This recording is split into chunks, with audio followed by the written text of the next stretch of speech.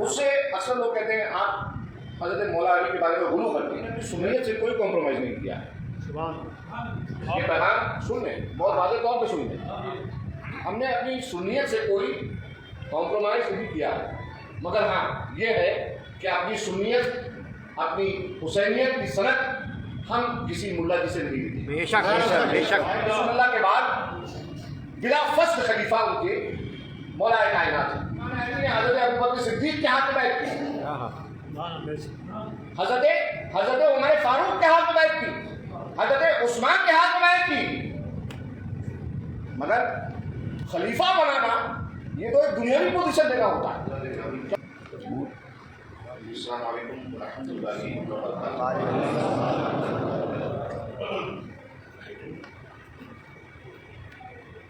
نحمده ونصلي ونسلم على رسوله الكريم وبعد، فأعوذ بالله من الشيطان الرجيم، بسم الله الرحمن الرحيم، عن النبي صلى الله عليه وآله وسلم قال حسين مني وأنا من حسين، سبحان اللہ بے شک۔ أو كما قال الرسول عليه الصلاة والسلام، صدق رسول الله۔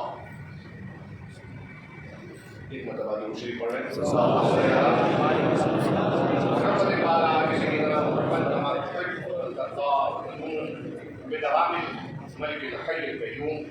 اب ضروری ہو گیا ہے کہ صحیح العقیدگی کی اگر اظہار ہونا ہے تو حسینیت کی مہر لگنا ضروری ہے۔ بے شک بے شک۔ اور یہ وجہ ہے خاندان شریف کی طرف سے آپ تمام حضرات کی خدمت میں یہ حسینی جسے امام ضامن کہتے ہیں وہ پیش کیا گیا۔ بہت ساری باتیں ایسی ہوتی ہیں، اب کیا کہ حضرت عادت سے مجبور بولنا پڑتا ہے، بہت ساری باتیں ایسی ہوتی ہیں جن کو سلجھ کے ہمیں کرنا چاہیے۔ جوش میں ایسی باتیں بہت ساری ہو جاتی ہیں جن سے لوگوں میں کنفیوژن، لوگوں میں تردد، لوگوں کے دلوں میں خلجان وغیرہ پیدا ہوتا ہے۔ الحمدللہ ہم حسینیت میں قائم ہیں، ہم نے اپنی سنیت سے کوئی کمپرومائز نہیں کیا ہے۔ یہ پیغام سن لیں، بہت واضح طور پہ سن لیں، ہم نے اپنی سنیت سے کوئی کمپرومائز نہیں کیا ہے، مگر ہاں یہ ہے کہ اپنی سنیت اپنی حسینیت کی صنعت ہم کسی ملا جی سے نہیں لیتے۔ بے شک بے شک بے شک۔ کیونکہ ہمیں حسینیت جس کے ہاتھ سے ملی ہے، جس مرشد کے ہاتھ سے ملی ہے، وہ مرشد نسبتاً اور سندن نسباً سبحان اللہ بے شک بے شک۔ ہم کو اپنے مریدوں کو اور مسلمانوں کو عام طور پر حق بتانا ہے، بے شک بھلے ہی اس میں ہم کتنے بدنام ہو جائیں۔ حق حق ہے۔ رسول اللہ نے فرمایا، رسول اللہ علیہ الصلوۃ والسلام نے ارشاد فرمایا، حسین مجھ سے ہے اور میں حسین سے ہوں۔ رسول اللہ نے غدیر خم پہ، جو مکہ و مدینے کے بیچ میں 150 کلومیٹر ہے تقریباً مکہ شریف سے، وہاں پہ کھڑے ہو کر اونٹ کے کچاووں پر ممبر بنا کر حضرت مولا کائنات کا ہاتھ اٹھایا، پکڑ کے ہاتھ اٹھایا، جس کا ہاتھ نبی بلند کرے،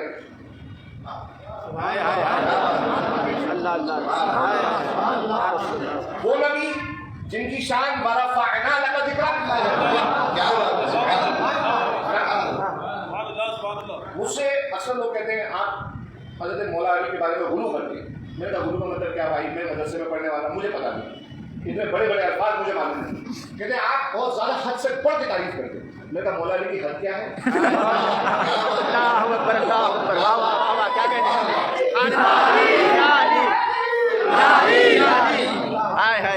پچاس سال کا ہو گیا، پوری بات میں گفتگی ہے نا، ضروری ہے۔ تو حضرات مولا علی کی میں نے پوچھا حد کیا ہے؟ آپ مجھے بتا دو بھیا۔ ایک گیند ہے، میں نے اپنی طاقت بھر پھینکی اس کو آسمان میں، 10 فٹ 12 فٹ اچھل گئی۔ ہمارے زلفی میاں، ہمارے لاڈلے چھوٹے بھائی، عمر میں چھوٹے ماشاءاللہ طاقت میں زیادہ، انہوں نے پھینکی تو 20 فٹ۔ ان کے بچے علی حیدر اور ہمارے بیٹے امتیاز حیدر، سلطان حیدر، انہوں نے اونچی اور پھینکی تو اور اونچی گئی۔ لیکن اونچائی کی چاہے میں پھینکوں چاہے یہ پھینکیں، حد ہوتی ہے۔ ہے کہ نہیں؟ اونچا کرنے کی میں پھینکنے کا لفظ نہیں، جو تشبیہ دوں گا میں تو وہ ادب کی رسائی میں دینا ہے. اونچا کرنے کی جو ہماری قدرت ہے وہ محدود ہے، لیکن جس نے نبی کو اونچا کیا، میں نے نہیں کیا، تم نے نہیں کیا، نبی کو اونچا نبی کے رب نے کیا. یہ بات سمجھ لو. تو نبی کی اونچائی کی حد کیا ہے کوئی سمجھ سکتا ہے؟ کوئی متعین کر سکتا ہے؟ نبی کی اونچائی کی حد متعین نہیں کر سکتا. یہ بات دماغ میں بیٹھ گئی. دوسری بات، مولا علی کو اونچا کس نے کیا؟ نبی نے کیا. جس کو اونچا خدا نے کیا تھا. تو آپ بھائی بیچ میں کیوں ادھر ادھر کی باتیں کرتے ہیں؟ آپ نے فلسفے کیوں بیان کرتے ہیں؟ اللہ کے گھر میں کہتا ہوں کہ یوم غدیر، میرے الفاظ کو غور فرمائیے گا، اور میرے الفاظ اس وقت انٹرنیشنلی ریلے ہو رہے ہیں. یوم غدیر منانے کی ترغیب اہل سنت کے حلقوں میں سید سبتہ مہدی نے دلائی. عید غدیر کی نہیں. حق ہم بیان کریں گے، ہم علی کے گھر والے ہیں، ہم نہیں بیان کریں گے تو کون بیان کرے گا؟ اپنے سنی حلقوں کو میں یہ بتا دینا چاہتا ہوں، سنو ہمارا عقیدہ کیا ہے. تمہیں عقیدہ کیا رکھنا چاہتی ہے؟ تمہاری عقیدت عقیدے کے حدود میں ہونا چاہیے. عقیدت، میرے جملوں پہ غور فرمائیے گا، عقیدت عقیدے کے حدود میں رہنا چاہتی ہے. کیا عقیدت ہے؟ روافض یہ کہتے ہیں کہ مولا کائنات کا ہاتھ اٹھا کر رسول اللہ نے ان کی خلافت کا ڈکلیریشن کیا. یعنی رسول اللہ کے بعد، میری بات سماعت فرما لیجیے، یعنی رسول اللہ کے بعد بلا فصل خلیفہ ان کے مولا کائنات ہے. یہ جو ہے یہ روافض کا عقیدہ ہے. عقیدہ نہیں کہوں گا، ان کا نظریہ ہے. میں ایک بات پوچھنا چاہتا ہوں، رسول اللہ نے اونچا کیا ہے نا؟ اسد الغابہ، تاریخ الصحابہ، یہ تاریخ الخلفاء، یہ تمام کتابیں امہات میں کاؤنٹ ہوتی ہیں تاریخ کی. ان کتابوں کو اٹھاؤ، ان کتابوں کو پڑھو، تو جہاں پہ خلیفہ، عنوان خلیفہ، چیپٹر کا عنوان جو خلیفہ ہے اس کے نیچے آپ کو حضرت سیدنا صدیق اکبر کا بھی نام نہیں ملے گا. اس کے نیچے آپ کو حضرت عمر فاروق کا بھی نام ملے گا. خلیفہ عنوان کے نیچے آپ کو حضرت عثمان غنی کا بھی نام ملے گا. خلیفہ عنوان کے نیچے مولا کائنات کا بھی نام ملے گا. خلیفہ عنوان کے نیچے امام حسن کا بھی نام ملے گا. خلیفہ عنوان کے نیچے امیر معاویہ کا بھی آپ کو نام ملے گا. خلیفہ عنوان کے نیچے یقین جانو یزید بن معاویہ کا بھی نام ملے گا. یہاں سے جو دماغ میں آپ لوگوں کو مجھے بات اٹھانی ہے وہ یہ ہے کہ خلیفہ، خلافت کا تعلق لوگوں کے دنیاوی معاملات سے، سمجھ رہے ہیں؟ دنیاوی معاملات سے خلافت کا تعلق ہے. خلیفہ بنانا یہ تو ایک دنیاوی پوزیشن دینا ہوتا ہے. کیا رسول اللہ علی کو دنیاوی پوزیشن دیں گے؟ تو جو ہاتھ اٹھایا تھا وہ ایکچولی کیوں اٹھایا تھا؟ کیا بتانے کے لیے؟ وہ یہ بتانے کے لیے کہ میاں جسم کے احکام شریعت کہلاتے ہیں. تو جب جسم کا معاملہ آئے تو تم خلیفہ کی بارگاہ میں آؤ، جسم کی تربیت خلیفہ کریں گے. اور جب باطن کا معاملہ آئے، جب سلسلے اور طریقت کا معاملہ آئے تو سارے سوتے کہاں سے نکلیں گے؟ امام علی کی بارگاہ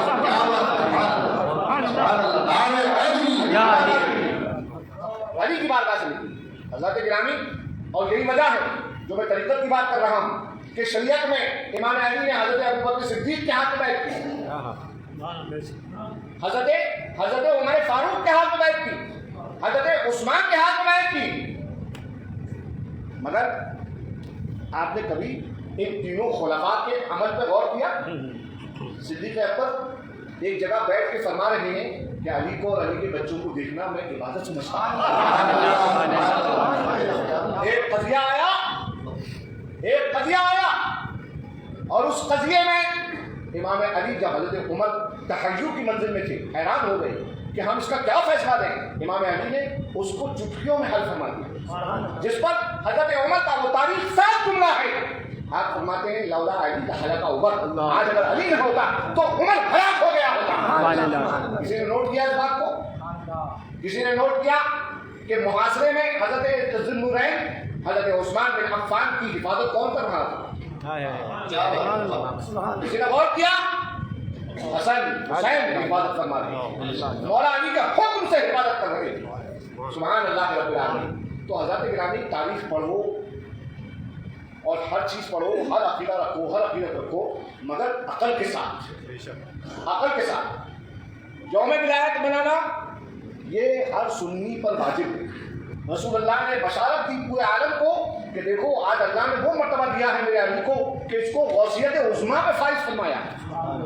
غوثیت ایکچولی یوم ولایت کیا ہے؟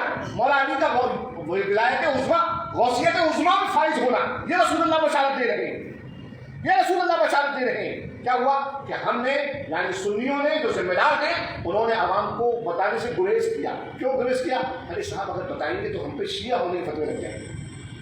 ہم کہتے ہیں کہ اگر علی کا ذکر کرنے سے آپ شیعہ علی کہلاتے ہیں تو حضرت ابو بکر صدیق کا ذکر کرنے سے ہم شیعہ ابو بکر صدیق ہیں. حضرت عمر فاروق کا ذکر کرنے سے ہم شیعہ حضرت عمر بن خطاب ہیں. حضرت عثمان کا ذکر کرنے سے ہم شیعہ حضرت عثمان بن عفان. تو حضرت گرامی ان اصطلاحوں کی وجہ سے لڑائی مت کریے، ایک دوسرے کے گریبان چاک نہ کیجیے، ایک دوسرے سے بد تہذیبی اور بدتمیزی سے پیش نہ آئیے.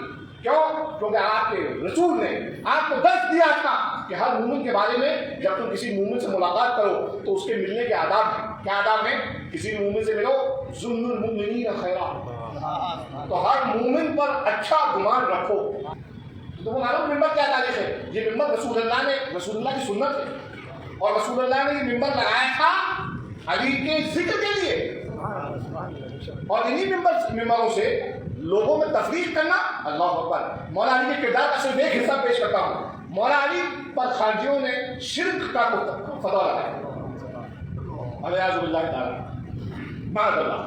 خارجیوں نے لگایا شرک کا فتویٰ. تاریخ پڑھنا ہے کسی کتاب میں مختصراً عرض کر رہا ہوں. معلوم ہے اس کا رد عمل مولا علی نے کیا دیا؟ امام علی نے کیا دیا اس کا رد عمل؟ امام علی نے یہ فرمایا علینا لکم ثلاث، ہمارے اوپر تمہارے 3 حق ہیں. 3 حق خارجیوں سے فرمایا. پہلا حق یہ کہ ہم تم کو اپنی مسجدوں میں جماعت میں شامل ہونے سے نہیں روکیں گے. دوسرا حق، اپنے قبرستانوں میں تمہارے مردوں کو دفن ہونے سے ہم نہیں روکیں گے.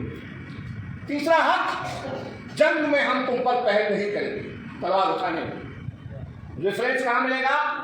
علامہ شہرستانی کی کتاب نوٹ کر لو، الملل والنحل، اور عبد القاہر بغدادی رحمۃ اللہ تعالی علیہ کی کتاب کا مقدمہ جس کتاب کا نام ہے الفرق بین الفرق. الحمدللہ جامع علیہ رسول میں دونوں کتابیں درس میں شامل ہیں. اور یہی وجہ ہے کہ ہمارے دماغوں کے دریچے کھلے ہوئے ہیں.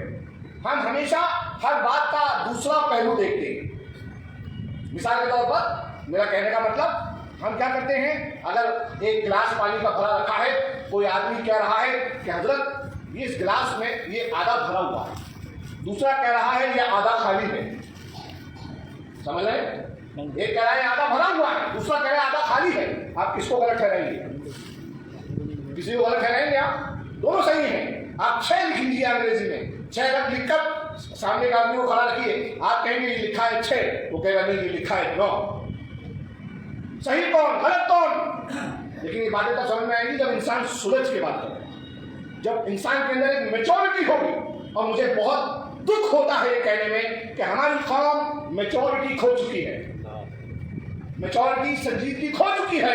یہی وجہ ہے کہ چاہے وہ ایجوکیشن ہو، چاہے وہ سماجیات ہو، چاہے وہ مذہبیات ہو، ہر چیز میں ہم لوگ صرف سطحی قوم بن کے رہ گئے، سطحی قوم بن کے رہ گئے. آج ہمارے پاس اتنی بڑی بڑی جگہیں ہیں، اتنی بڑی بڑی مسجدیں ہیں، اور ہم کیا ڈھونڈتے ہیں کہ صاحب ہمیں کوئی جگہ مل جائے جہاں پہ ہم قوم سے چندہ کر کے کالج بنا لیں، اسکول بنا لیں. ارے بھائی تمہارے پاس بھی مسجد ہے، اس مسجد کا استعمال کرو، اس مسجد کو استعمال کر کے اپنے قوم کے بچوں کو تعلیم دو تاکہ تمہارے قوم کے بچے پڑھیں لکھیں، اپنے پیر پہ کھڑے ہوں، اور کسی کا منہ نہ دیکھنا پڑے ان کو اپنے گھر کی ضرورت پورا کرنے کی. بہت کچھ سوچنے کا پہلو ہے. بہرحال حضرت نظمی یعنی میرے والد کا زندگی کا صرف ایک ایم تھا ان کا کہ انہوں نے آج ان کے 3 بچوں کو دیکھ لیجیے کہ آج انہوں نے اپنے 3 بچوں کو پڑھایا. وہ چاہتے تو ہمیں بٹھا دیتے گدی پہ، چلو بیٹا بیٹھا گدی پہ، ہاتھ چماؤ پیر چماؤ اور نذرانے خوب غسل کرو. کوئی ہمیں روکنے والا تھوڑی تھا. ہمارے باپ دادا کا الحمدللہ ایک زمانے سے نام چلا آ رہا ہے. ہم بیٹھتے اور بیٹھ کے کھاتے پیتے.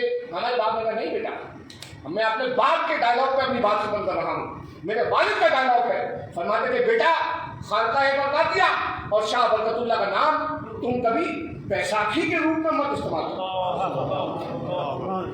یہ لگتا ہے ان کے فرماتے تھے بزرگوں کے نام کو بیساکھی کے روپ میں استعمال مت کرنا. یہ وجہ ہم کسی نہیں بولتے کہ بھیا ہم سید ہیں اور ہم وہاں کے ہیں وہاں کے، ہم نہیں بولتے کسی سے. ہم کیوں بولے؟ وہ چیز ہمارے کردار میں نظر آنی چاہیے. ہم سے جو جڑے اس کو فائدہ ملنا چاہیے، تب جا کے ہماری سیادت اصلی معنی میں کھڑی ہوگی. یہ ہمارے باپ نے ہم کو سکھایا. اللہ رب العزت ہمیں اور آپ کو دین پر استقامت عطا فرمائے، آل نبی کی محبت پہ جلائے. اور میں عرض کروں گا یہ تو ہدیہ جو پیش کیا ہے حسین کا، لبیک کا حسین کا بھائی، یہ صرف جسم بنا رہے، اس کو دل پہ لکھ لینا، اس کو دل پہ لکھ لینا. دل پہ لکھ رہے ہوگے امام حسین کا نام تو انشاءاللہ تبارک و تعالیٰ میں نہیں کہا ہوں تمہارے سامنے مشکل ختم ہو جائے گی، ختم نہیں ہوگی، بڑھ سکتی ہے، مگر اس مشکل کو کا سامنا کرنے کی ہمت یہ نام حسین. اللہ تعالیٰ ہمیں اور تمہیں حسینی بنا کے چلائے، حسینی بنا کے اٹھائے. الحمدللہ رب العالمین. السلام علیکم.